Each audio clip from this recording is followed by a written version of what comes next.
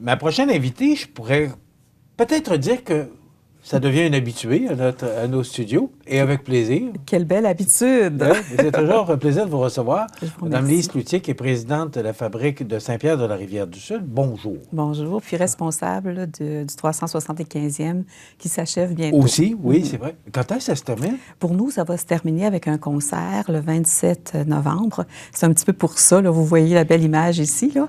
Ça va se terminer avec un concert, là, OK, c'est vraiment, là, les fêtes Oui, vont se terminer va avec se ça. terminer. D'abord, je vais vous dire, moi, quand je vois ces images-là, moi, je suis un amant des images d'antan, du temps d'autrefois. Et je trouve ça tellement magnifique. Et je vous disais, juste avant l'entrevue, moi, j'aurais aimé ça, vivre dans ces temps-là où les gens allaient à la messe avec des traîneaux. C'est ça, parce qu'elle a quelque chose... C'est tellement particulier. Moi, je trouve tellement ces images-là Parce que belles. c'est l'église de Saint-Pierre qui est représentée. Puis en plus de ça, bien, c'est les gens qui s'en vont à la messe de minuit. Alors ça, c'est dans les souvenirs maintenant, une vraie messe de minuit, là. C'est quelque chose qui existe Ça aussi, plus maintenant. Je pense qu'il y en a encore Il y en a une, encore, oui, c'est ça, une messe vraiment de minuit, c'est à 5 h, 6 h, 8 h, à n'importe quelle heure. Mais on fait comme si. Quand on a connu la vraie messe de minuit, c'est sûr que c'est différent. Mais moi, l'image... moi, j'ai connu ça, là, me coucher le soir, là, parce que Oh, le Père oui. Noël arrivait, puis se lever tout près de minuit là, pour aller à la messe de minuit, qui était très longue, se terminait aux alentours d'1h30 du matin. Là. Oui, oui. Alors, pour des jeunes de 8, 9 ans, 7, 8 ans, je ne sais pas comment C'est ça. j'avais, là. Mais c'est quand même tellement dans ma Puis mémoire. on avait un réveillon aussi, puis c'était normal d'appeler ça comme ça, parce qu'on se réveillait souvent, puis on prenait un repas pendant la nuit. Alors là, maintenant, ça s'appelle encore réveillon, mais c'est plus le même cachet que ça avait autrefois. Mais magnifique photo. Rappelez-nous, c'est de C'est Philippe Bédard? Philippe Bédard, oui, c'est mon oncle. Il a fait beaucoup de maisons dans la région. Il a fait beaucoup de peintures ou de toiles d'églises aussi à Québec. C'est vraiment quelqu'un qui a été populaire à partir des années 80. Alors, il y a vraiment beaucoup, beaucoup de belles images comme celle-là, très traditionnelles. Magnifique image. Oui, c'est vrai. Puis je trouvais que c'était pertinent de la présenter dans le cadre de notre spectacle. Puis aussi, le titre Noël aux 4 vents, je trouvais que cette image-là coïncidait bien parce qu'on voit le vent sur l'image qui tourne aux 4 vents aussi. Alors ça, je trouvais ça pertinent d'illustrer l'image, d'illustrer le concert avec cette image-là. Parlons-en donc, c'est spectacle de Noël, c'est un concert qui est présenté le 27 novembre. On sait bien au profit de la c'est pour la fabrique, oui. Alors, parlez-nous de ce concert. Alors, c'est le Chœur de Bellechasse. Monsieur Lamonde, qui est le directeur, c'est-à-dire le président de ce groupe-là, est déjà venu à Saint-Pierre pour les patriotes. Et puis, il avait entendu quelques personnes chanter en avant, là, dans le chœur. Puis là, il avait dit, si quelques personnes remplissent l'église avec leur voix, imaginez donc un chœur. Alors là, c'est là qu'il m'avait demandé si on pouvait faire un concert, puis bien sûr que le conseil de fabrique a accepté. Et puis on avait signé le contrat en 2019. Et c'est là qu'on présente ça, à cause de tout ce qui s'est passé. On se reparlait une fois de temps en temps. Alors, on a bien hâte de rencontrer le Chœur de Bellechasse. Je les ai déjà vus lorsqu'ils présentaient un concert, je les ai déjà entendus, c'est-à-dire, et puis je pense que ça va plaire à tout le monde. Leur particularité ou la particularité de ce concert-là, c'est qu'ils seront tout en français. Toutes les chansons qui seront présentées sur l'hiver et sur Noël. Noël allemand, Noël des Caraïbes, Noël roumain, des vieux airs de Noël ancien aussi. Alors, il y aura différents thèmes qui sont exploités, et l'hiver et Noël. Alors, je pense que c'est quelque chose qui va vraiment plaire aux gens. Dans notre belle église, en plus, les décorations de Noël sont déjà faites, parce que si on trouvait que c'était aussi, si tu viens à un spectacle de Noël, il faut que ça ressemble à Noël. Alors, les décorations de Noël... Bien sûr. Bien sûr, c'est évident. Alors, les décorations de Noël dans notre église seront installées, qui sont de vraies belles décorations aussi. Alors, c'est pour ça que ça nous fait plaisir de rencontrer le Chœur de Bellechasse. Et puis là, j'invite toute la population à venir. Sur le billet, c'est indiqué que c'est 20 $ pour les adultes, puis 10 $, 12 ans et moins. Alors, c'est pour ça qu'on peut se procurer les billets, soit au bureau municipal, en demandant Karine, alors au numéro 248-8277, et ensuite de ça, au presbytère. Le secrétaire est là le mardi et le jeudi. Alors, c'est la même chose. C'est le numéro, c'est 248-5668 dans le 418. Alors, les billets sont disponibles à ces endroits-là. Puis Est-ce que c'est commencé, là? Est-ce que oui, les gens... oui, on a commencé quand même. Comment c'est reçu? C'est très bien reçu. Oui. C'est très bien reçu. J'ai hâte de voir là, si on va avoir autant de personnes qu'on le souhaite, là, parce que l'Église, c'est ça, l'Église sera prête pour recevoir plusieurs personnes aussi. Puis le fait de venir ici, bien, j'espère que ça va augmenter aussi cette popularité-là. Il faut mentionner que l'Église de Saint-Pierre a une acoustique... oui, particulière. Particulier, parce que... Particulier.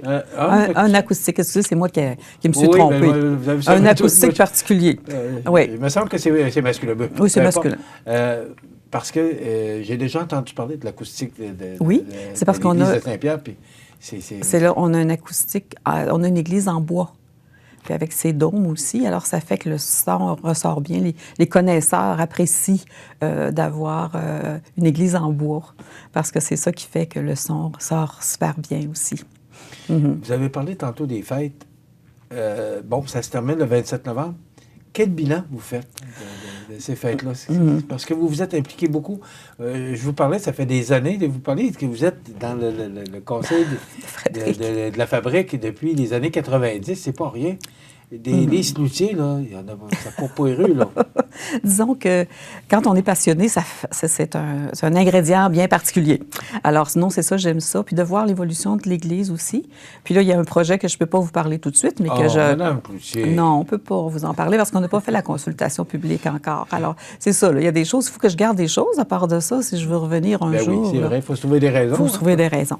Alors, c'est sûr que cette année, les gens commencent à être un petit peu, je pourrais dire, essoufflés à la fin parce qu'on a eu des rencontres quand même depuis 2020, parce qu'on devait faire des activités en 2021 qui ont été reportées en 2022, mais on continuait quand même de trouver des moyens pour améliorer tout ça. Alors, les gens commençaient à être essoufflés un peu. Alors, c'est pour ça que si je revise un peu les activités, l'année dernière, le 4 décembre, on a eu Arlene Thibault qui est venue avec son spectacle La Diseuse. Après ça, ça a été le 12 juin, quand on a fait Pour le meilleur et pour le pire, qui a été une activité rassembleuse et extraordinaire, qui a justement rassemblé les personnes de l'île aux Grues, de Montmagny et de Saint-Pierre dans 12 tableaux sur les mariages. Alors, c'est pour ça que ça s'appelait Pour le meilleur et pour le pire, avec des vêtements de mariage, autant pour hommes que femmes, authentiques, des autos antiques. Et puis Marie-Hélène Greffard qui a fait un travail spécial avec notre amie Claire Mainville aussi, puis la chorale de Montmagny, des gens de Saint-Pierre aussi dans la chorale. Alors, chaque tableau avait les mariés arrivaient en auto authentique aussi, de l'année, à partir de 1900. Et puis ensuite de ça, il y avait les vêtements particuliers. Puis après ça, quand ils entraient dans l'église, il y avait une marche nuptiale spéciale. Puis la chanson d'amour la plus belle de la décennie qu'ils représentaient. Alors, ça a été un spectacle. Moi, je vais vous dire, j'ai pas pu tout voir et tout entendre parce qu'on court un petit peu partout. Mais moi, ce que je retenais à la fin, là, c'est, je peux dire le feeling, là, la sensation qu'il y avait dans l'Église.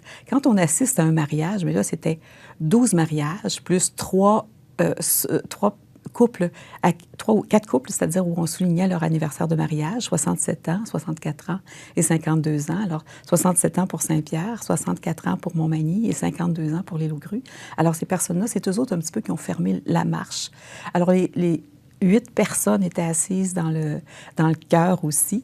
Alors, toutes ces personnes-là ont pu représenter le mariage à long terme aussi. Alors, c'était vraiment le feeling que je ressentais, c'est comme quand on voit un mariage, d'habitude, on n'est pas triste, hein? Alors, on avait l'impression d'être dans un vrai mariage, mais un mariage qui avait 12 décennies, plus des vieux mariés qui s'approchaient, je devrais dire des mariés, moi, je disais les plus sages de la seigneurie, là. Alors, qui étaient assis en avant avec, comme marche nuptiale, la marche nuptiale de Mendelssohn, puis après ça, l'hymne à l'amour pour compléter le tout, là, dans l'après-midi. Mais chaque chanson, tout était beau, là, vraiment. Là. Puis cet événement-là a été filmé aussi. Et puis là, on va avoir peut-être, je dirais, le montage plus près de décembre. J'aurais aimé recevoir avant, mais c'était vraiment une activité, puis j'en entends encore parler de cette activité-là. Après ça, on a eu le lancement du livre sur les puisatiers. Les puisatiers, c'est Saint-Pierre de la Rivière-du-Sud et ses puisatiers, Revenir à la source. On a eu un brunch aussi où on a accueilli presque tous les puisatiers qui nous ont donné la documentation pour compléter le livre.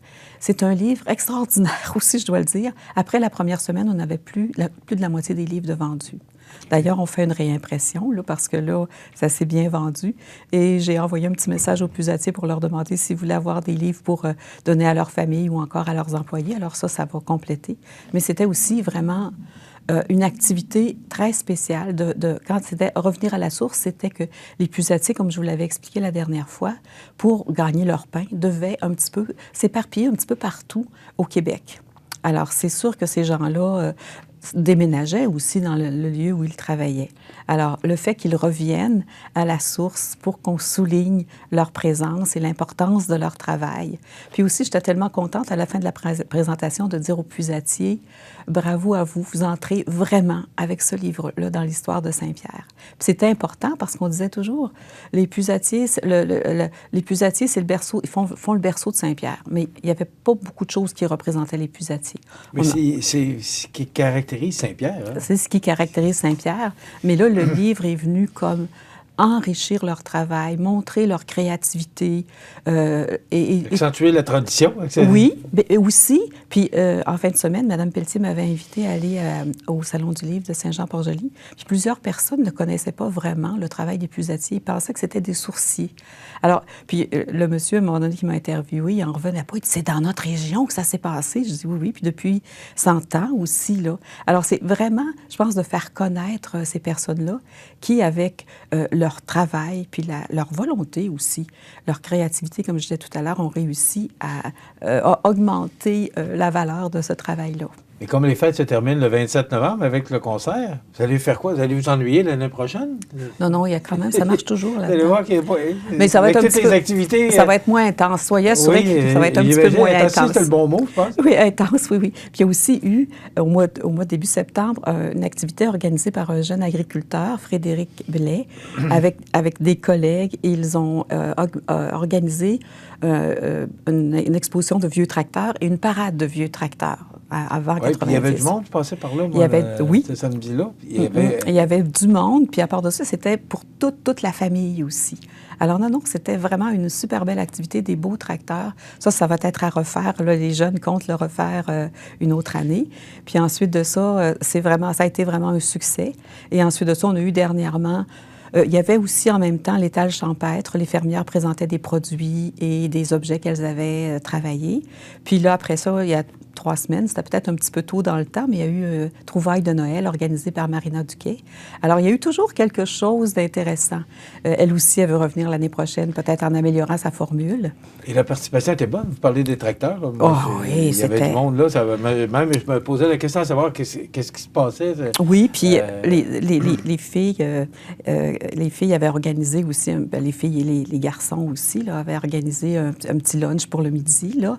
Alors, je regarde, excusez-moi, j'ai perdu son nom, mais les 2 filles ont vraiment se sont vraiment occupées de présenter, puis les gens venaient acheter des choses, là.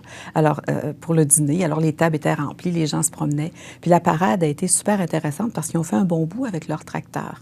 Alors ça aussi, c'est très, très intéressant parce que c'est une belle... Ça appartient...